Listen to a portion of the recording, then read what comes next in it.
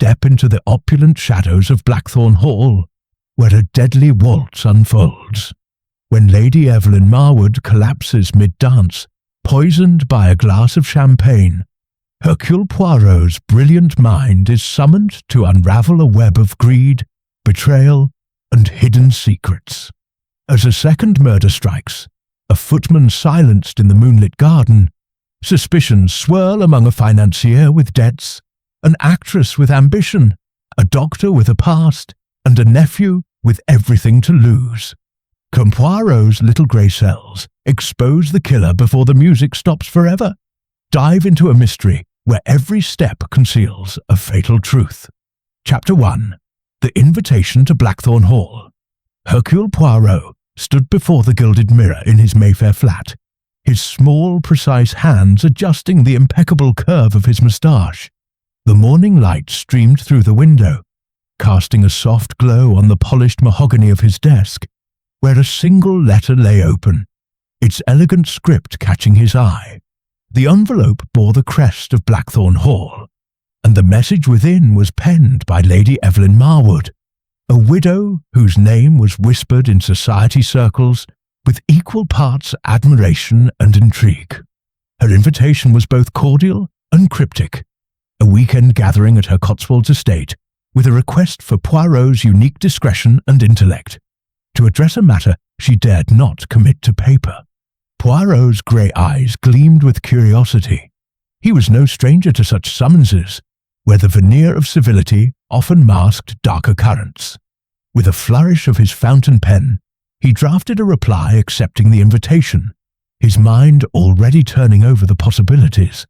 "Mon Dieu," he murmured, "what secrets does this Lady Marwood conceal? Hercule Poirot shall uncover them." The journey to Blackthorn Hall was a study in contrasts. The rolling green hills of the Cotswolds, serene under a September sky, gave way to the imposing silhouette of the estate itself.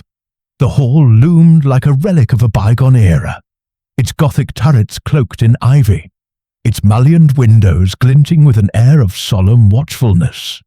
As Poirot's car crunched along the gravel drive, he noted the meticulously tended gardens, their orderliness a testament to the iron will of their mistress. Lady Evelyn awaited him at the entrance, a vision in a tailored emerald dress that accentuated her auburn hair, swept into an elegant chignon. She was a woman of striking beauty, her late 40s lending her an air of poised authority rather than diminishment. Her green eyes, however, betrayed a flicker of unease as she extended a gloved hand.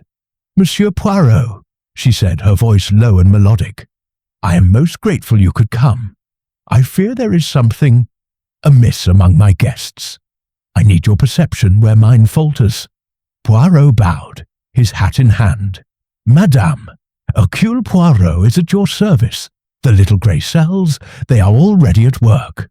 She led him into the grand hall, where a chandelier cast prisms of light across oak-panelled walls adorned with ancestral portraits.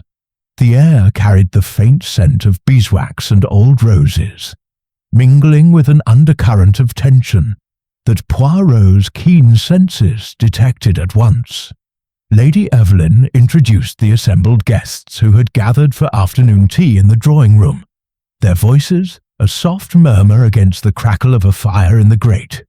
Sir Reginald Thorne, a financier with a bulldog's jowls and a brusque manner, sat rigidly, his eyes darting as if calculating profit and loss even in repose. Miss Clara Beaumont, a young actress with golden curls and a smile that dazzled, seemed to command the room's attention with effortless charm. Dr. Harold Grayson, a physician with a lean frame and guarded expression, sipped his tea in silence, his fingers drumming lightly on the arm of his chair. Mrs. Lavinia Hurst, a society widow draped in ostentatious pearls, chattered incessantly, her sharp eyes missing nothing. Finally, there was Julian Marwood, Lady Evelyn's nephew and heir, a lanky young man in his 20s whose nervous fidgeting and averted gaze intrigued Poirot at once. As tea was served, Lady Evelyn outlined the weekend's festivities. A dinner that evening, followed by dancing in the ballroom, where a string quartet would perform. "A small gathering," she said, "but I trust it will be diverting." Her smile was gracious, yet Poirot noted the strain at its edges, as if she were playing a part. Conversation turned to trivialities: London's latest scandals, the season's theatrical offerings. But Poirot observed the undercurrents. Sir Reginald's curt responses to Julian's attempts at small talk suggested friction, while Clara's flirtatious glances at Dr. Grayson drew a disapproving sniff from Mrs. Hurst. Julian, meanwhile, seemed to shrink under his aunt's occasional scrutiny, his hands twisting a napkin into knots. As the afternoon waned, Poirot excused himself to stroll the grounds, his cane tapping rhythmically on the stone paths. The gardens were a masterpiece of symmetry, yet the looming yew hedges and shadowed alcoves hinted at secrets waiting to be unearthed. Returning to the hall, he found Lady Evelyn alone in the library, staring at a portrait of her late husband, Lord Marwood, whose stern features seemed to watch over the room. "Madam," Poirot said gently, "you spoke of something amiss. Might you share more with Hercule Poirot?" She hesitated, her fingers tightening on a locket at her throat. "I cannot be certain," she said at last, "but there are tensions, disagreements over money, loyalty, perhaps even love. I fear one of my guests harbours ill intent, though I know not who or why." Poirot nodded, his mind cataloguing her words. "Rest assured, madame, I shall observe with the utmost care. The truth, it has a way of revealing itself." As evening approached, the guests gathered for dinner, the dining hall aglow with candlelight. The string quartet tuned their instruments in the adjacent ballroom, their notes drifting through the air like a prelude to the drama Poirot sensed was imminent. He took his place at the table, his eyes sharp, his mind alert. The waltz of Blackthorn Hall was about to begin, and Hercule Poirot was ready to uncover its fatal rhythm. Chapter 2. The waltz interrupted. The dining hall of Blackthorn Hall shimmered under the glow of a dozen candelabra, their flames casting flickering shadows across the damask tablecloth and the gleaming silverware. Hercule Poirot, seated to the right of Lady Evelyn Marwood, observed the assembled company with his characteristic precision. The air was thick with the aromas of roasted pheasant, claret, and a faint undercurrent of unease that no amount of culinary splendour could mask. The guests, dressed in their evening finery, maintained a veneer of civility, but Poirot's keen grey eyes detected the subtle cracks in their composure. Lady Evelyn, resplendent in a gown of midnight blue that accentuated her auburn hair, presided over the table with the grace of a seasoned hostess. Yet her smiles were fleeting, her gaze darting to the tall windows where the night pressed against the panes like a silent conspirator. To her left sat Sir Reginald Thorne, his heavy brows furrowed as he sliced into his meat with unnecessary force. His conversation with Julian Marwood, Lady Evelyn's nephew, clipped and strained. Julian, pale and restless, toyed with his fork, his eyes avoiding his aunt's. Across the table, Miss Clara Beaumont's laughter rang out, a touch too bright, as she leaned toward Dr. Harold Grayson, whose reserved demeanour did little to deter her flirtations.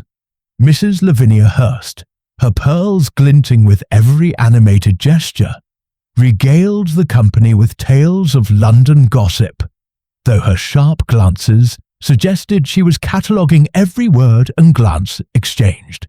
Poirot sipped his wine, his mind cataloguing the dynamics. Sir Reginald's brusqueness toward Julian hinted at a financial dispute, perhaps tied to the young man's rumoured debts. Clara's vivacity, while charming, seemed calculated, her attention to Dr. Grayson more strategic than spontaneous.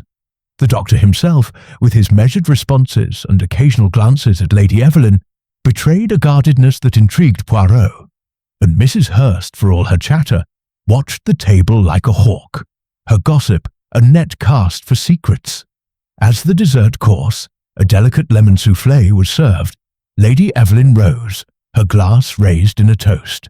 "To friendship and good company," she said, her voice steady but her eyes betraying a flicker of apprehension.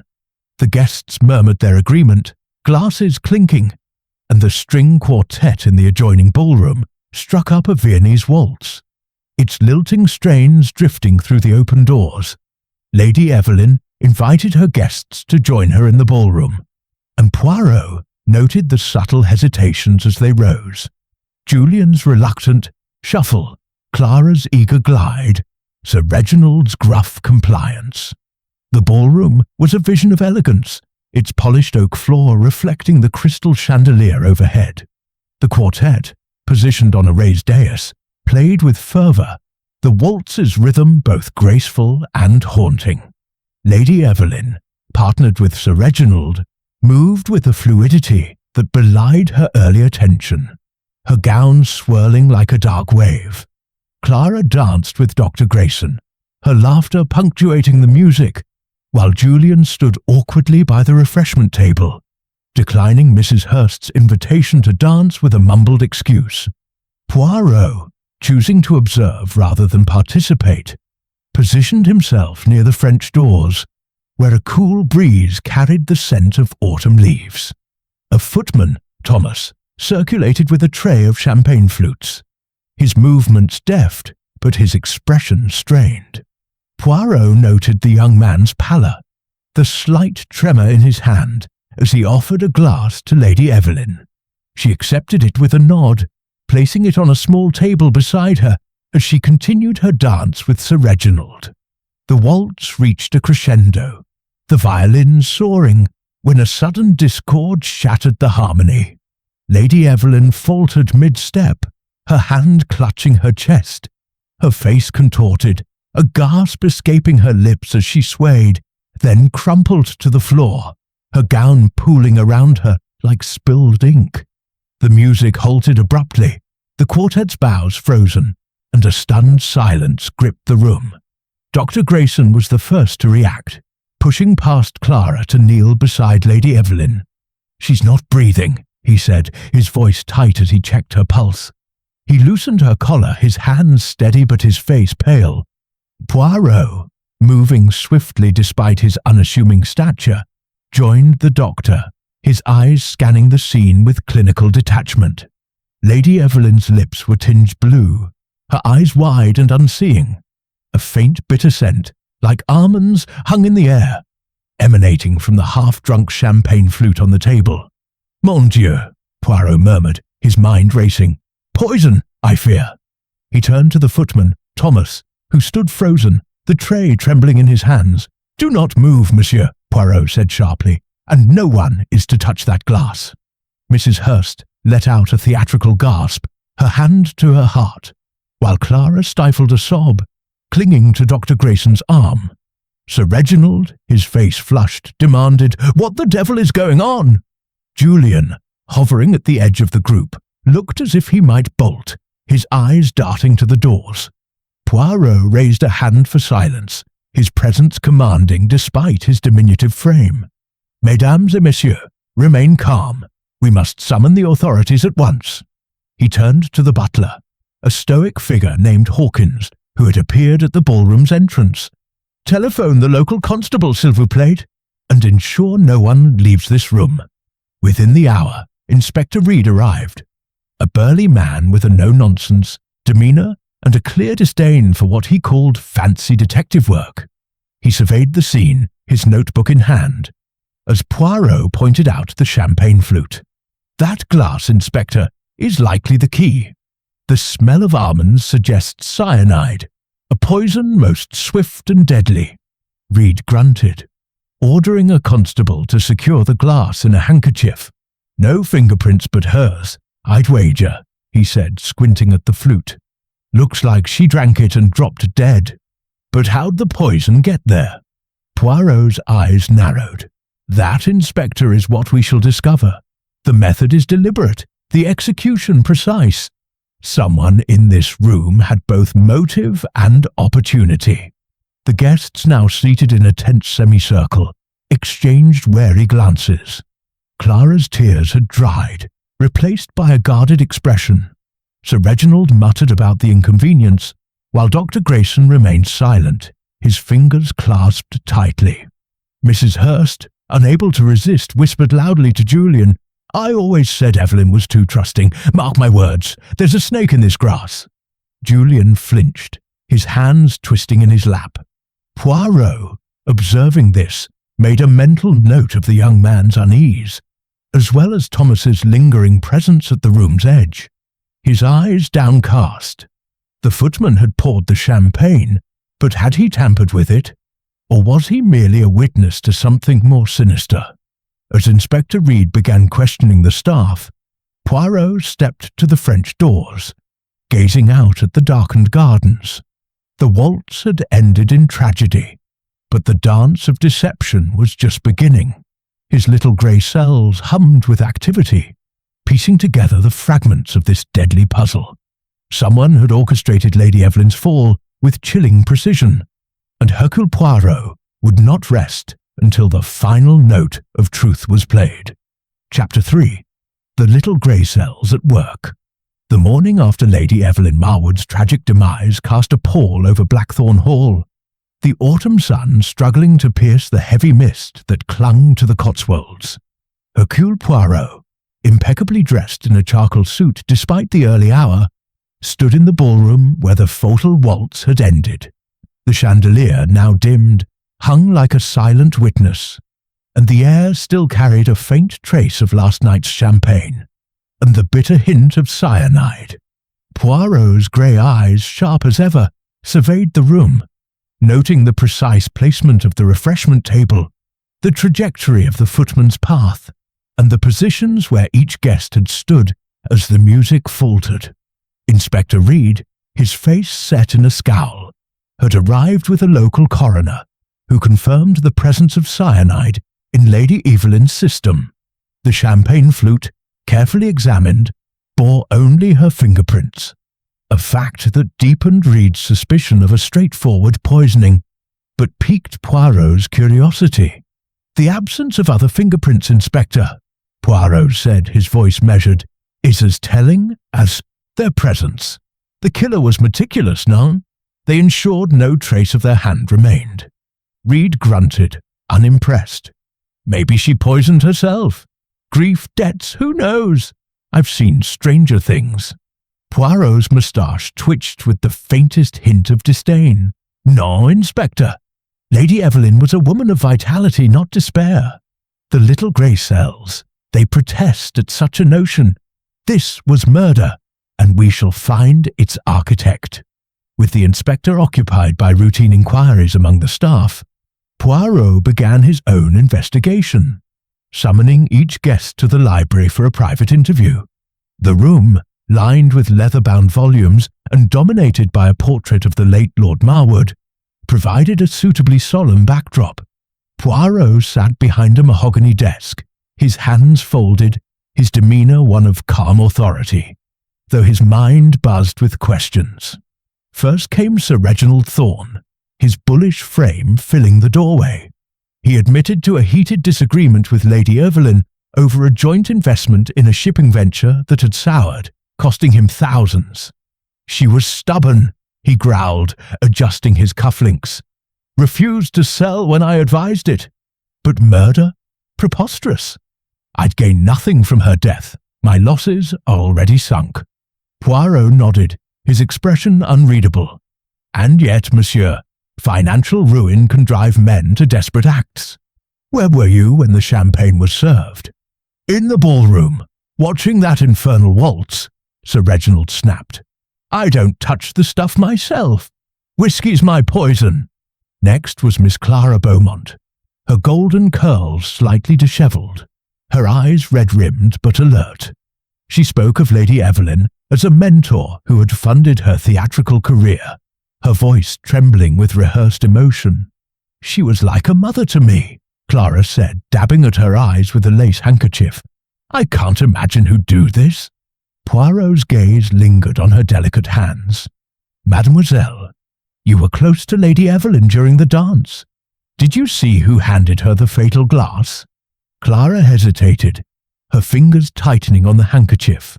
"It was Thomas, the footman. He was circling with the tray. I didn't notice anything odd, though. He seemed nervous, but then he always does." Dr. Harold Grayson followed, his lean face composed but his eyes wary. He confirmed prescribing Lady Evelyn a mild sedative for occasional sleeplessness, but denied any knowledge of cyanide. "My medical bag is locked," he said firmly, "and I was with Clara when Evelyn collapsed, nowhere near the champagne." "And yet, Doctor," Poirot said, tilting his head, "you were quick to her side. A natural instinct, perhaps. Or did you suspect poison at once?" Grayson's jaw tightened. "I'm a physician. I act on instinct when someone collapses. The almond-like smell was unmistakable, but I hoped I was wrong." Mrs. Lavinia Hurst swept in next, her pearls clinking as she settled into the chair, eager to share her observations. "Evelyn was far too generous," she said, her tone dripping with insinuation.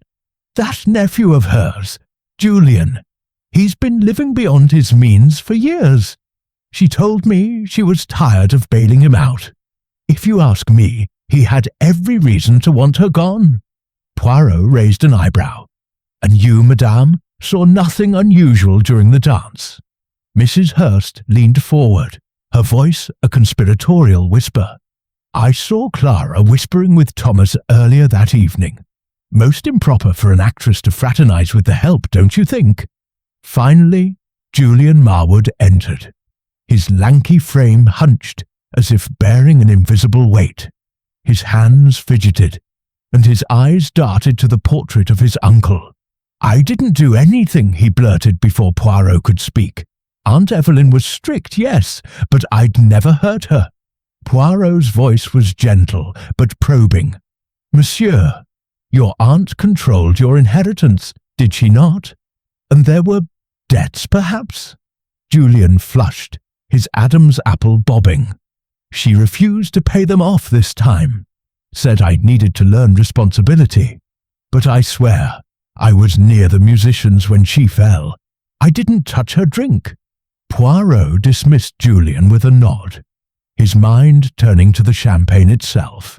He sought out Hawkins the butler, who confirmed that a single bottle of vintage Pol Roger had been opened for Lady Evelyn's table, poured by Thomas under strict instructions. Poirot inspected the refreshment table, now cleared but still vivid in his memory. The tray of flutes had been within reach of several guests, but Thomas's role as server placed him at the heart of the mystery. Summoning Thomas to the library, Poirot noted the footman's pallor and the slight tremor in his voice. "I poured the champagne as I was told," Thomas said, his eyes fixed on the floor. "I didn't see anyone tamper with it. I swear it." "And yet, monsieur," Poirot said, leaning forward, "you were the last to handle the glass before it reached Lady Evelyn. Did you notice anything unusual? A guest lingering near the tray, perhaps?" Thomas shook his head, but Poirot caught a fleeting glance toward the ballroom door, as if the young man feared being overheard. "Nothing, sir," he said too quickly. As the interviews concluded, Poirot paced the library, his cane tapping a steady rhythm. The cyanide's delivery was no accident. It required knowledge of Lady Evelyn's habits and access to the champagne. The absence of fingerprints suggested a killer who planned meticulously, perhaps using gloves or a cloth. Yet the motive remained elusive, a tangle of greed, resentment, and hidden loyalties. Stepping to the window, Poirot gazed at the mist-shrouded gardens, his little grey cells weaving together the threads of testimony. Sir Reginald's financial woes, Clara's dependence on her patron, Grayson's guarded past, Mrs. Hurst's gossip, Julian's debts, and Thomas's nervousness, all were pieces of a puzzle that refused to align. But Poirot knew the truth lay in the details. A glance, a a gesture, a moment unnoticed by others. The waltz of Blackthorn Hall had left a deadly echo, and Hercule Poirot was determined to follow its rhythm to the killer's doorstep. Chapter 4. A tangled web of motives. The mist had lifted by mid-morning, revealing Blackthorn Hall in all its sombre majesty, but the weight of suspicion hung heavier than ever. Hercule Poirot, his polished shoes silent on the Persian rugs, moved through the house with the precision of a chess master, his mind sifting through the mosaic of clues gathered thus far. The cyanide that ended Lady Evelyn Marwood's life was no impulsive act. It was a calculated strike, and Poirot was determined to uncover the hand that wielded it. He began his day in the labyrinthine corridors of the hall, his cane tapping softly as he explored its hidden corners. The Gothic architecture, with its shadowed alcoves and creaking floorboards, seemed to whisper secrets of its own. In Lady Evelyn's private study, a room of dark oak and velvet drapes, Poirot found a locked drawer in her desk. With the butler Hawkins's reluctant permission, he opened it using a key from Lady Evelyn's personal effects. Inside lay a collection of papers that quickened his pulse. Letters from Sir Reginald Thorne, penned in a tone of increasing desperation, begging for funds to salvage a failing railway investment. A draft will, dated only a month prior, increasing Julian Marwood's inheritance while reducing Clara Beaumont's allowance. And a photograph of Clara, her radiant smile framed by an inscription in Lady Evelyn's hand. "To my dearest star, with love." Poirot's grey cells hummed. The letters confirmed Sir Reginald's financial straits, a motive as old as time. The will suggested tensions with both Julian and Clara, while the photograph hinted at a bond deeper than mere patronage. He pocketed a small notebook from the drawer, its pages filled with Lady Evelyn's cryptic jottings, dates, initials, and sums of money, promising himself a closer study later.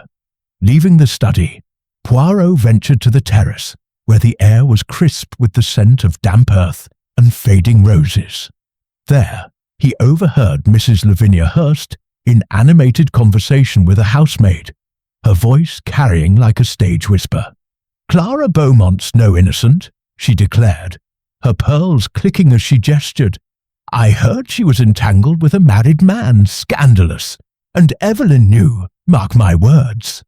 The maid nodded, eager to escape, but Poirot filed away this morsel of gossip, wondering if the married man was Dr. Harold Grayson. Seeking Clara, Poirot found her in the conservatory, arranging orchids with a distracted air. Her golden curls caught the sunlight, but her eyes were wary as he approached.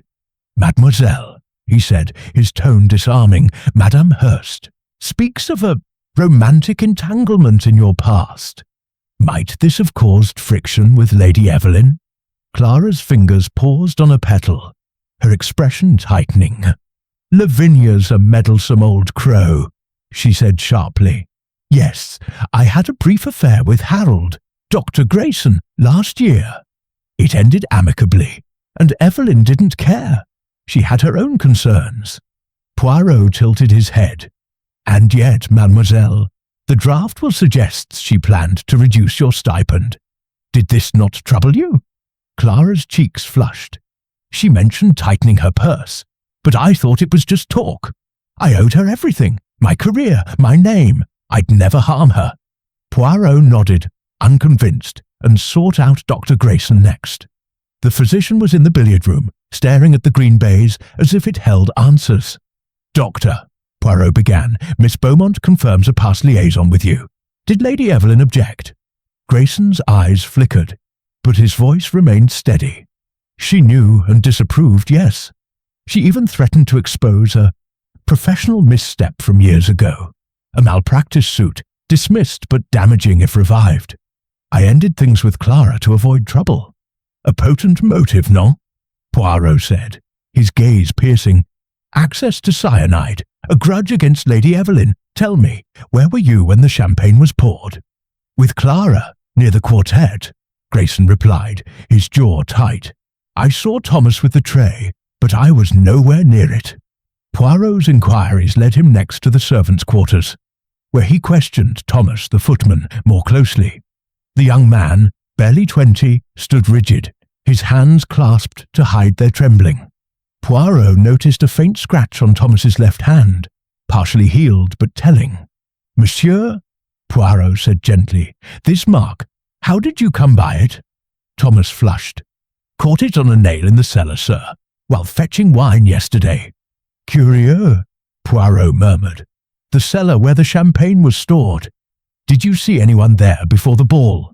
"No, sir," Thomas said too quickly, his eyes darting to the door. Poirot made a mental note to inspect the cellar later, suspecting Thomas knew more than he admitted. As noon approached, Poirot retreated to the library to consult Lady Evelyn's notebook. The entries were a cipher of sorts. JM 5000, refused, CB too reckless, RT pressing hard.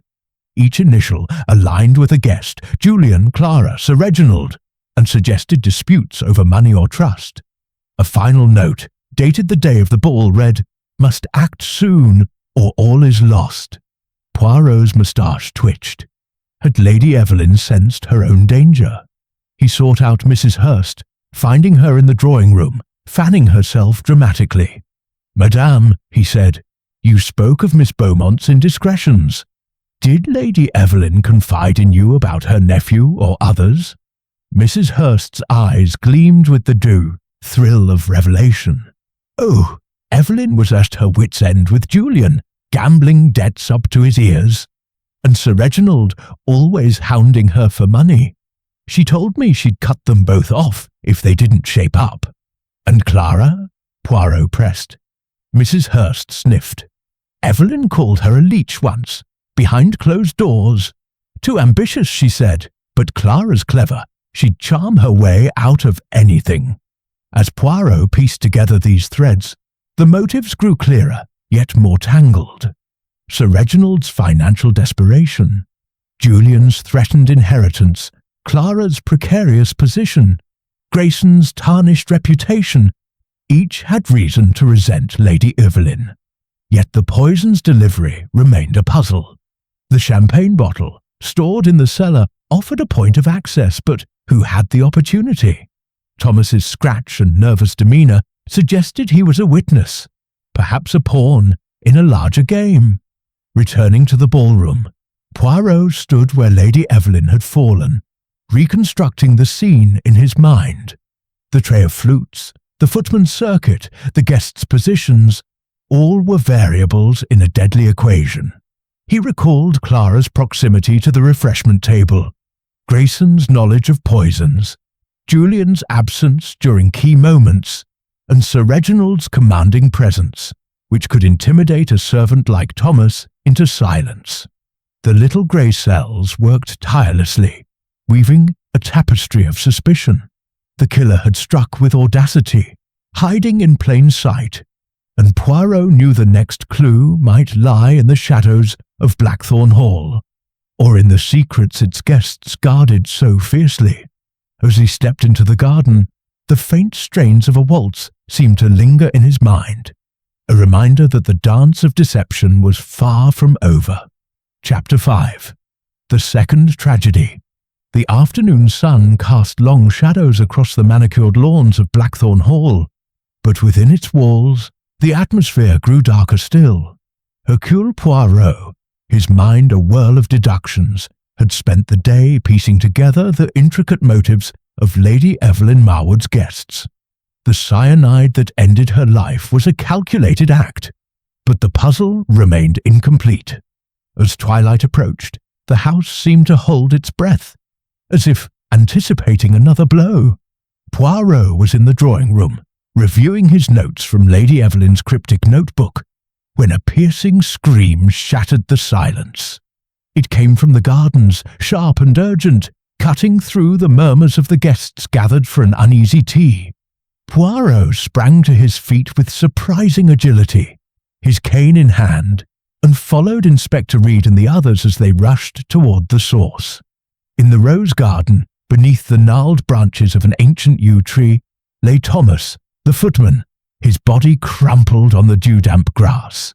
His face was contorted, his lips tinged blue, and in his right hand, clutched tightly, was a small glass vial, its label glinting in the fading light.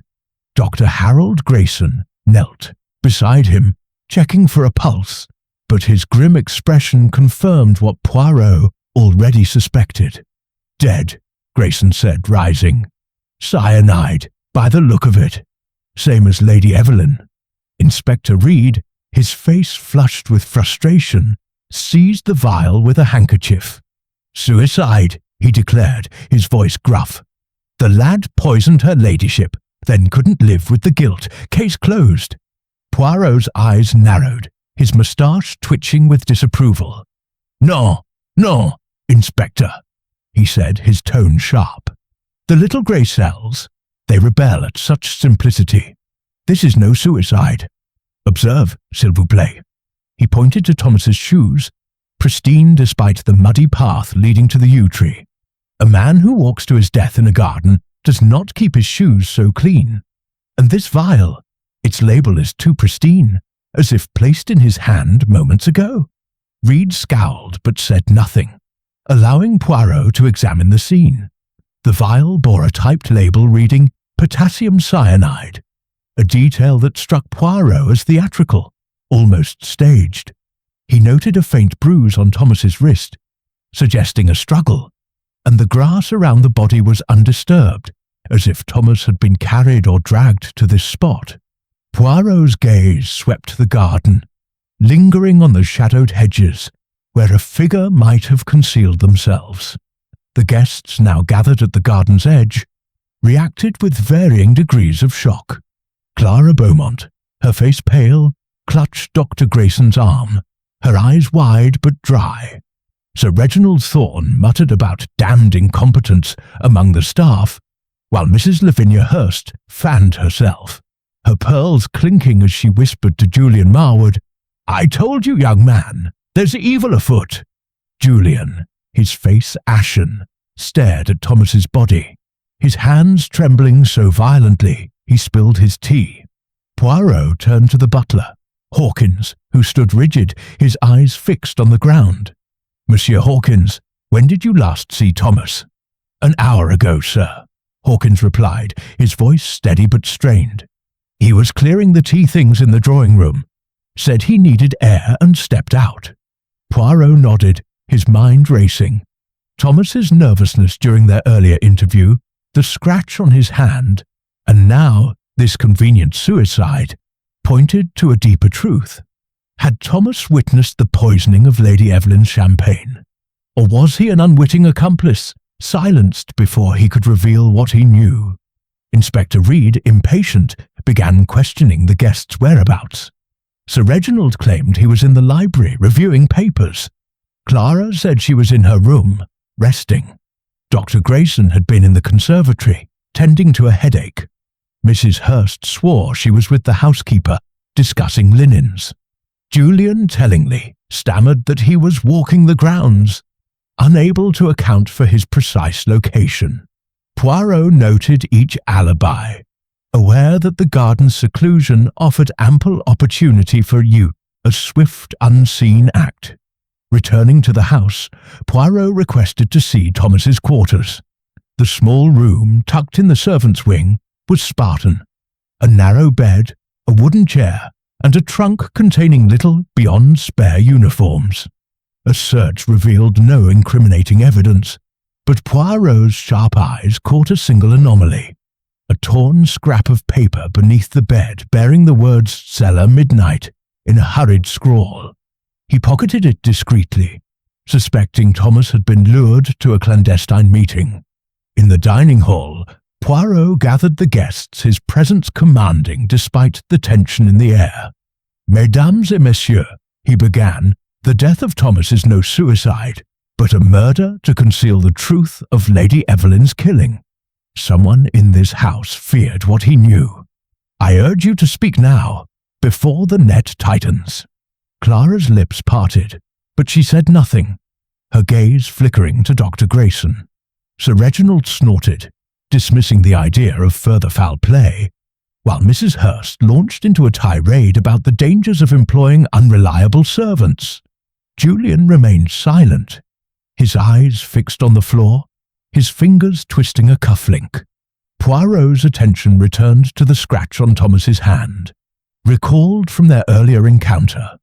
It was no accident, he surmised. A mark of resistance, perhaps from a struggle with the killer. The vial's pristine condition suggested it was placed post-mortem, a clumsy attempt to stage a confession. But who had access to cyanide a second time? Dr. Grayson's medical bag loomed large in Poirot's mind, as did Clara's proximity to the footman during the ball, and Julian's vague alibi. As night fell, Poirot stood alone in the ballroom, the scene of Lady Evelyn's collapse. The chandelier's crystals caught the moonlight, casting eerie patterns on the floor. He retraced Thomas's likely path from the drawing-room to the garden, noting the side door near the servants' stairs, a discreet exit for a clandestine meeting. The note's reference to the cellar intrigued him. Had Thomas seen something there, perhaps while fetching the fatal champagne bottle? The little grey cells worked furiously, weaving together the threads of two murders. Thomas's death was no coincidence. It was a desperate act to silence a witness. The killer, Poirot deduced, was among the guests, their composure a mask for cold calculation. Clara's charm, Grayson's expertise, Julian's desperation, Sir Reginald's ruthlessness, even Mrs. Hurst's cunning gossip. Each was a piece of the puzzle, but the pattern remained elusive. As he retired to his room, Poirot paused at a window overlooking the yew tree where Thomas had been found. The garden was silent now, but its shadows held secrets. "The waltz continues," he murmured, "but Hercule Poirot shall lead the final steps." With that, he turned away, determined to unravel the deadly dance before another life was claimed. Chapter 6. Hidden Truth. The air in Blackthorn Hall grew colder as the second day drew to a close, the weight of two deaths pressing upon its ancient walls. Hercule Poirot, his mind as sharp as the autumn wind outside, stood in the cellar of the great house, a lantern casting flickering shadows across the stone walls, lined with racks of dusty wine bottles. The discovery of the note in Thomas's quarters, cellar, midnight, had drawn him here, to the very place where the champagne for Lady Evelyn Marwood's fatal waltz had been stored. Poirot's grey cells hummed with the certainty that this damp, shadowy vault held a key to the murders. The cellar was vast, its low ceiling supported by arches that seemed to whisper of secrets long buried. Poirot moved methodically, his cane tapping against the flagstones as he examined the rack where the Pol Roger bottle had been kept. With the butler Hawkins's reluctant assistance, he located the precise shelf, now empty save for a faint ring of dust where the bottle had rested. Kneeling with surprising agility, Poirot's keen eyes caught a glint in the crevice between two stones. A syringe, its needle gleaming faintly in the lantern's glow. Beside it, a smudge of white powder suggested traces of cyanide. "Voila," Poirot murmured, carefully retrieving the syringe with a handkerchief. The instrument of death, hidden but not destroyed. The syringe's presence confirmed his suspicion. The poison had been injected through the champagne bottle's cork, a method requiring both cunning and access to the cellar. Only someone familiar with the house's routines, perhaps a guest or a servant, could have managed such a feat undetected. The question of who had lured Thomas to his death in the garden now loomed larger, intertwined with the first murder. Returning to the main house, Poirot sought out Julian Marwood, whose nervous demeanour and vague alibi during Thomas's murder had not escaped his notice. He found the young man in the library, staring at the fire as if it might burn away his fears. "Monsieur Julian," Poirot said, his voice gentle but firm, "you have been less than candid. The draft will in your aunt's study suggests she intended to favour you, yet you spoke of her threats to disinherit you. Why?" Julian's hands twisted, his eyes darting to the portrait of his uncle. She was unpredictable, he stammered. Aunt Evelyn controlled everything, my allowance, my future. She found out about my gambling debts and said I had to marry some rich heiress, or lose it all. I was desperate, yes, but I didn't kill her. And Thomas, Poirot pressed. You were walking the grounds when he died. Did you see him in the garden? Julian paled, his voice barely a whisper. I saw him near the yew tree, talking to someone. It was dark. I couldn't see who. I swear I didn't go near him. Poirot's gaze sharpened. And this desperation, did you share it with anyone? Miss Beaumont, perhaps? Julian nodded, reluctant. Clara knew. She said she'd talk to Aunt Evelyn, convince her to give me another chance. Clara's good at that, charming people. Poirot dismissed Julian, his mind turning to Clara Beaumont. Her charm, her proximity to Lady Evelyn, and her past with Dr. Grayson made her a figure of increasing interest. He found her in the drawing room, practicing a monologue with theatrical flair, though her eyes flickered with unease as he approached. Mademoiselle, Poirot said, you promised to help Monsieur Julien with his aunt. Did this involve access to the cellar, perhaps? Clara's smile faltered, her hand smoothing her skirt. The cellar? Why would I go there? I told Julian I'd speak to Evelyn, nothing more. And yet, Poirot said, his tone deceptively mild, you were seen speaking with Thomas before the ball. And the scratch on his hand, did it come from you in a moment of disagreement? Clara's eyes widened, but she recovered quickly. A scratch? How absurd! I barely spoke to Thomas.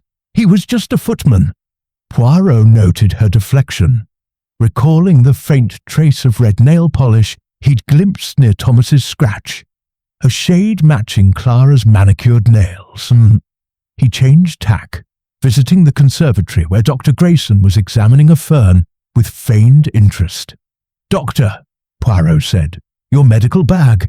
Has it been disturbed since the ball? Grayson's face tightened. I keep it locked, but I noticed it was ajar yesterday morning. Nothing was missing, though. Cyanide, perhaps? Poirot suggested, watching Grayson closely. A substance you, as a physician, might procure?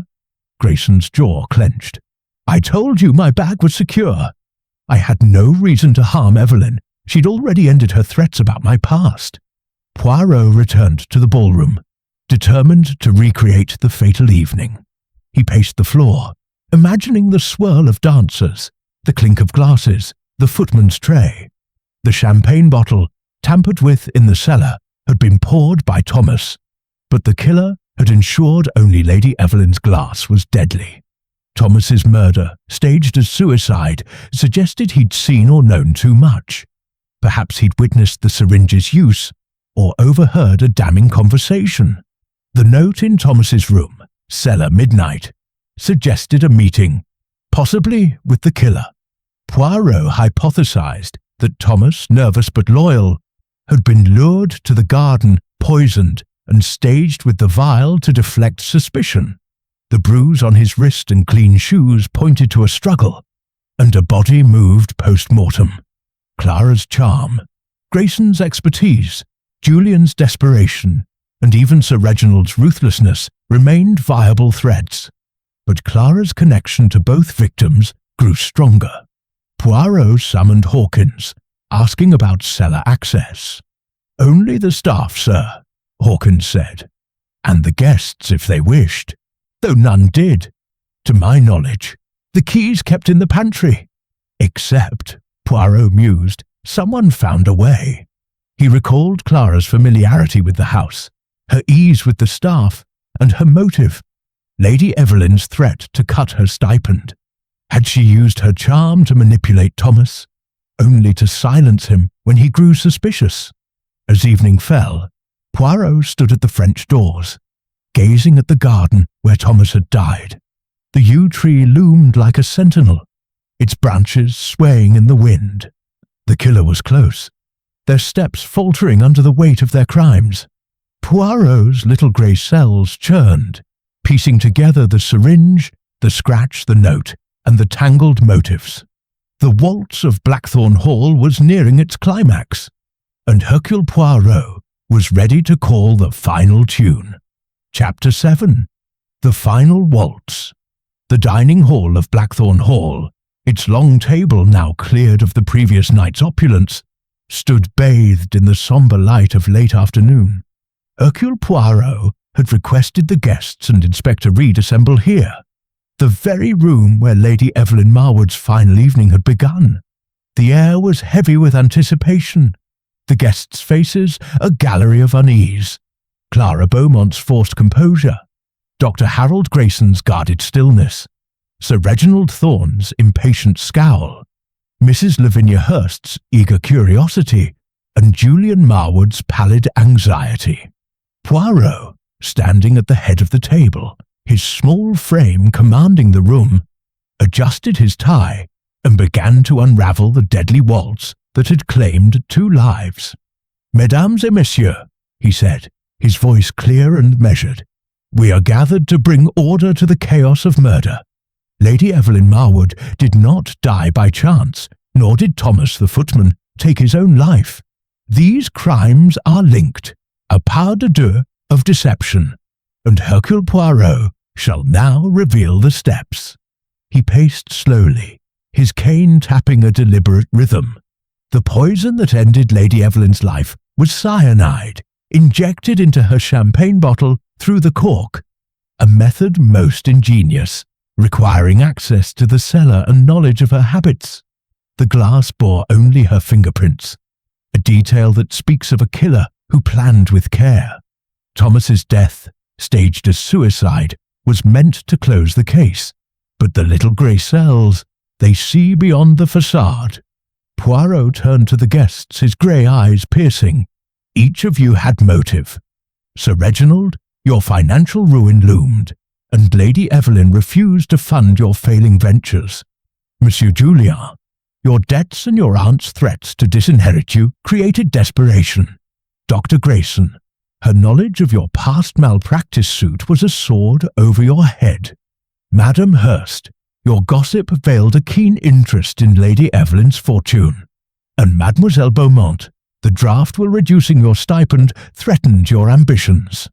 Clara's lips parted, but Poirot raised a hand. "Patience, mademoiselle.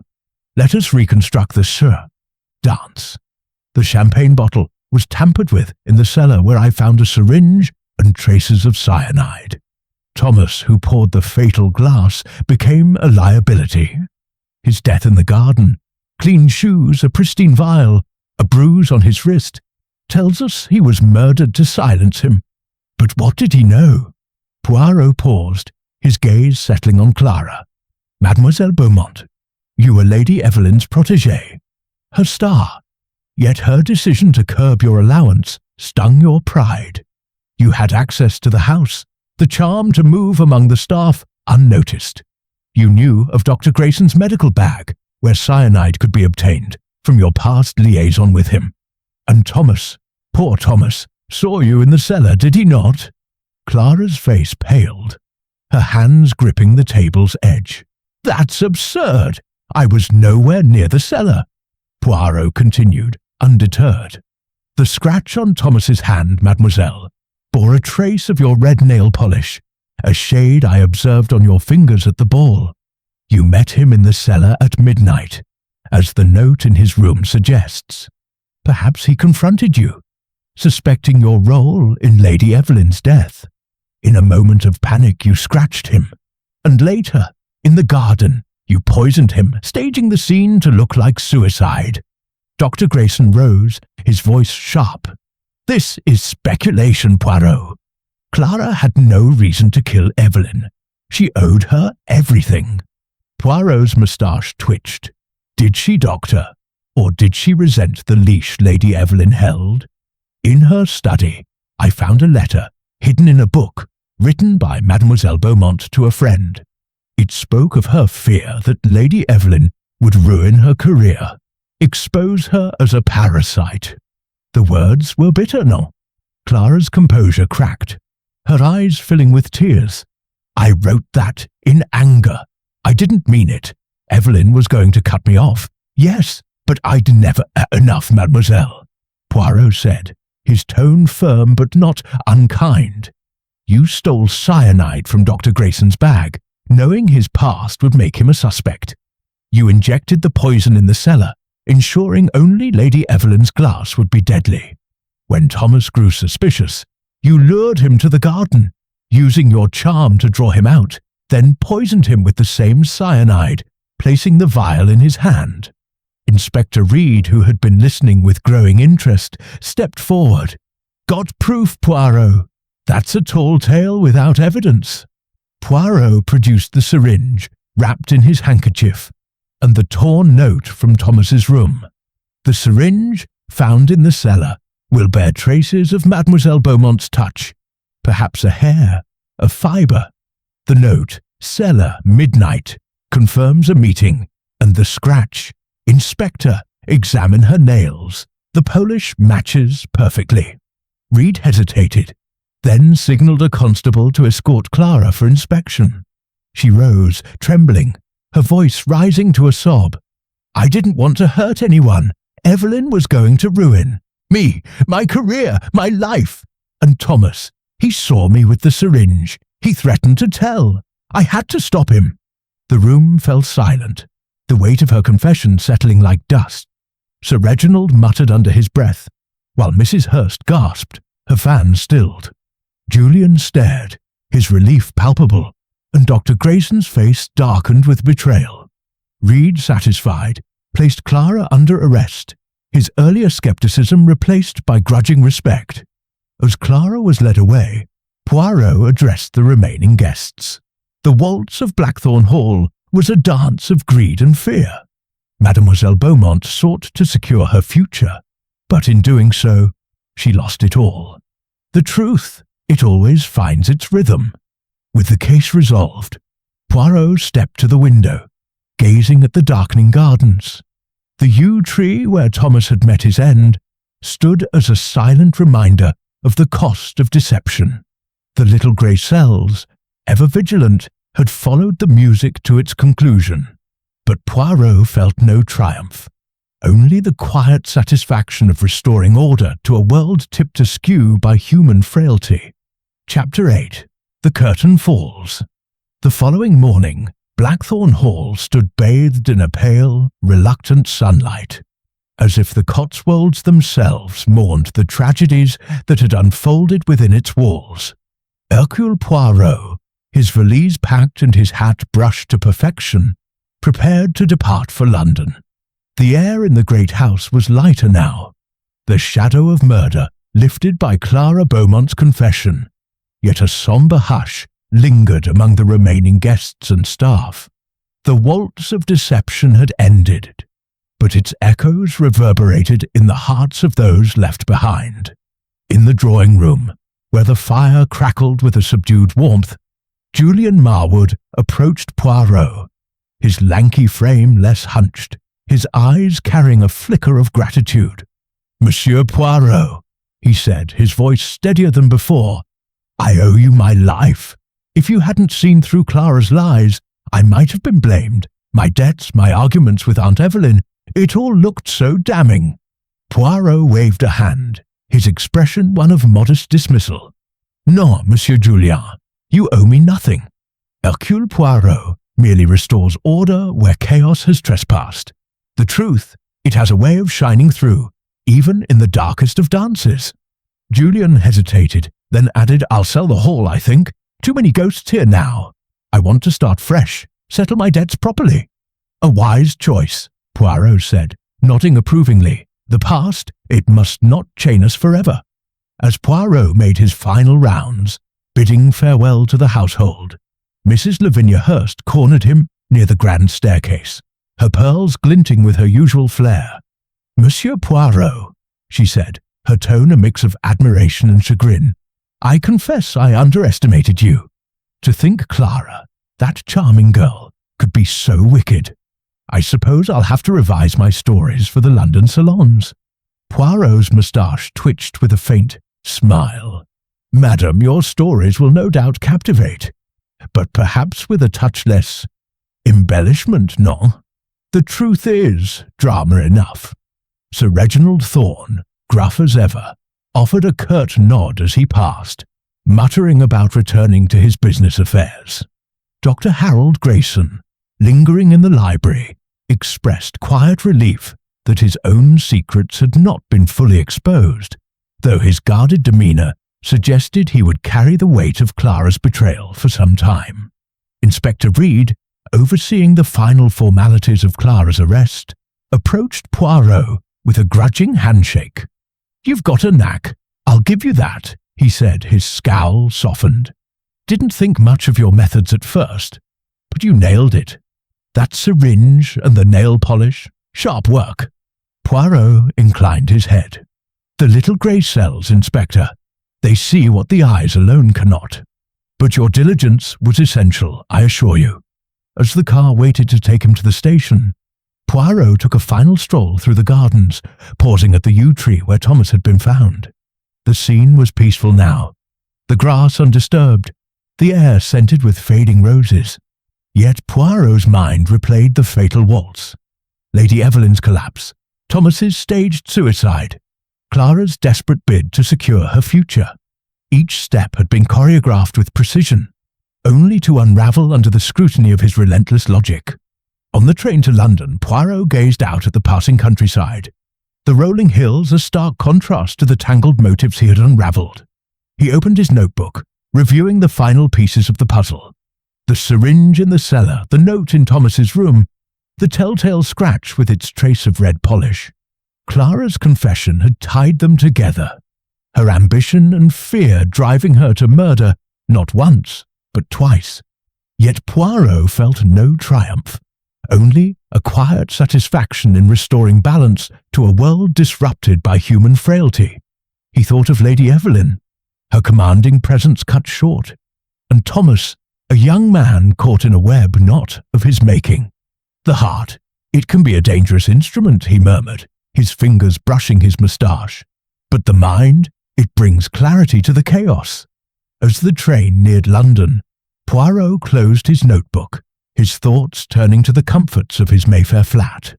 The waltz of Blackthorn Hall had ended, its deadly rhythm silenced, but new mysteries awaited. For Hercule Poirot, the dance of deduction never truly ceased. It merely paused, awaiting the next note of intrigue to call him back to the stage.